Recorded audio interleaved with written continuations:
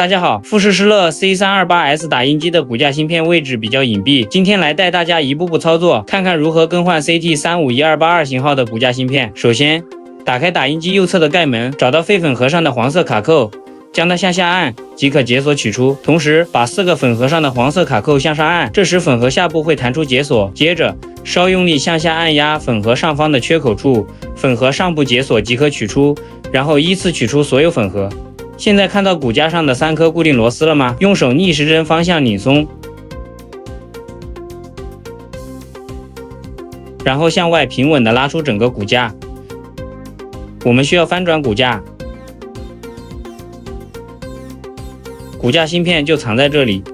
一只手顺着箭头方向将整个芯片卡座从骨架卡位上推出，另一只手扶住芯片卡座，防止用力不当将卡座损坏。推出卡座后，卡座从骨组件的夹缝中拿出需要点小技巧哦，需先向夹缝深处推入，然后再微旋转才可轻松取出，然后拿出镊子拨动芯片边缘锁扣，取下旧芯片，准备更换新芯片。安装新芯片时注意操作细节，先将芯片孔对准定位柱，再向下按压，确保边缘锁扣已锁住芯片。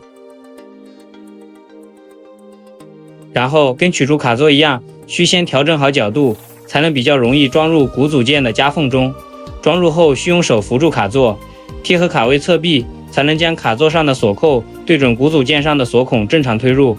听到咔嗒声即安装成功。最后将骨架装回机器，拧紧螺丝，依次放回粉盒和废粉盒，关好盖门。打印机芯片相关问题找金应答，欢迎在评论区留言，我们将积极帮你解答。